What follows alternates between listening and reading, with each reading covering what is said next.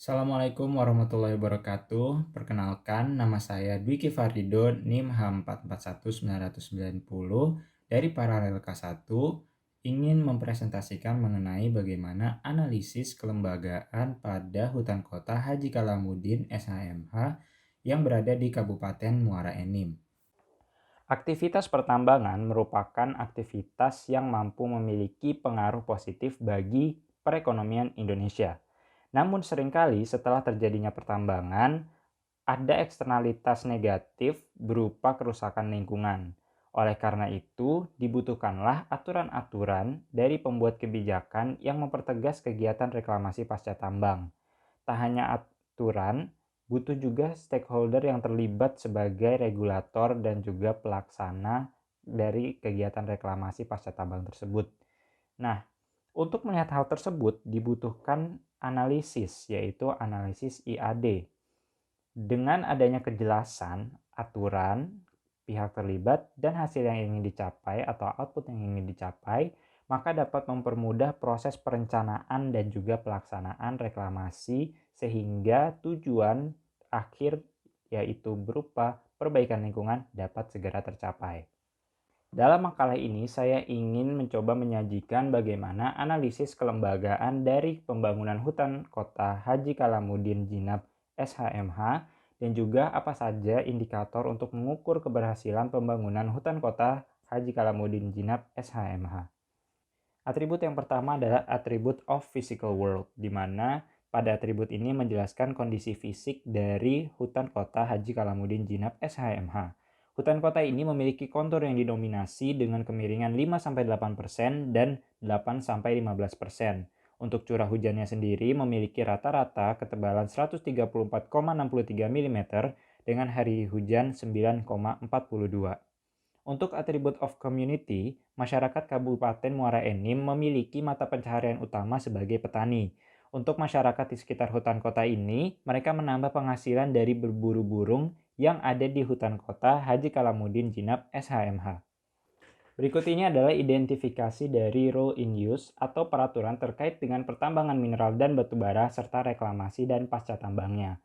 Dari identifikasi yang telah saya lakukan, terdapat 10 aturan atau undang-undang yang mengatur terkait dengan pertambangan mineral dan batubara serta reklamasi dan pasca tambang.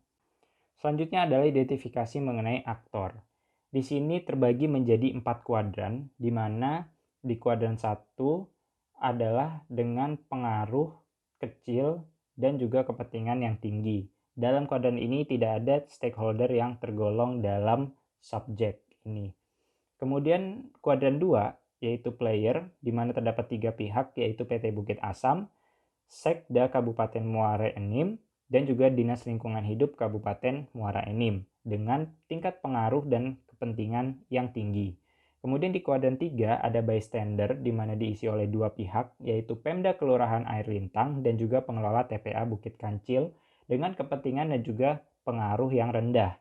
Sementara untuk aktor atau kuadran 4 diisi oleh Bapeda Kabupaten Muara Enim, Dinas Pertambangan dan Energi Kabupaten Muara Enim, dan juga Dinas Peternakan dan Perikanan Kabupaten Muara Enim dengan tingkat pengaruh yang tinggi dan juga kepentingan yang rendah.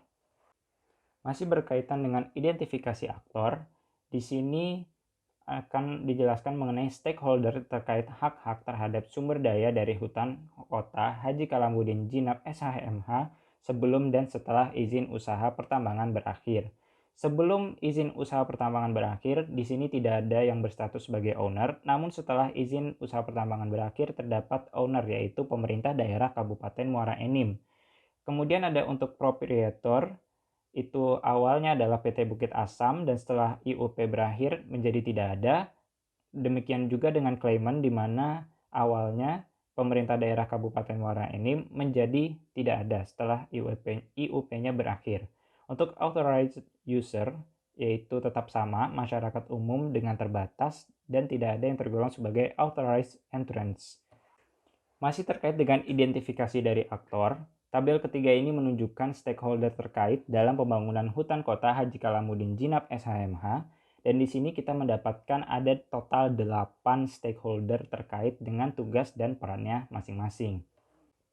Kedelapan stakeholder tersebut saling bekerja sama dan membentuk sebuah pola interaksi, di mana terdapat dua golongan, yaitu adalah collective level choice dan juga operational level choice. Pada collective level choice atau level penentu kebijakan terdapat tiga pihak, yaitu adalah Bupati Muara Enim, Sekretariat Daerah Kabupaten Muara Enim, dan juga Bapeda Daerah Kabupaten Muara Enim.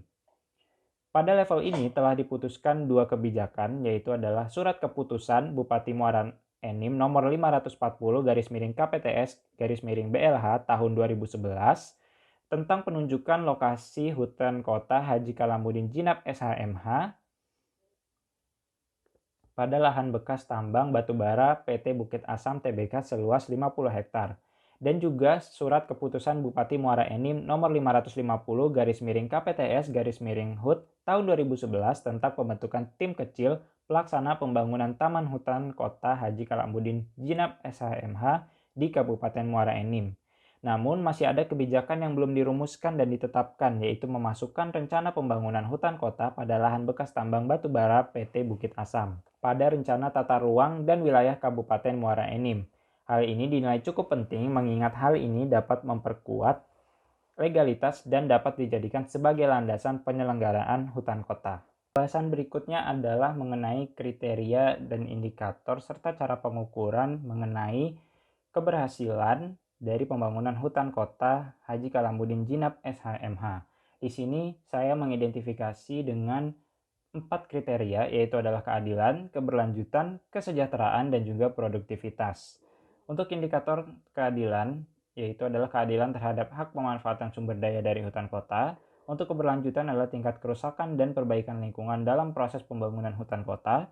Dan yang ketiga adalah kesejahteraan dengan indikator peningkatan kualitas lingkungan akibat pembangunan hutan kota. Dan yang keempat adalah produktivitas dengan peningkatan kesuburan tanah pasca pembangunan hutan kota. Berikut ini saya paparkan mengenai rekomendasi atas permasalahan yang terjadi di Kelembagaan Pembangunan Hutan Kota Haji Kalamuddin Jinab SHMH. Dan berikut adalah kesimpulan dan sarannya.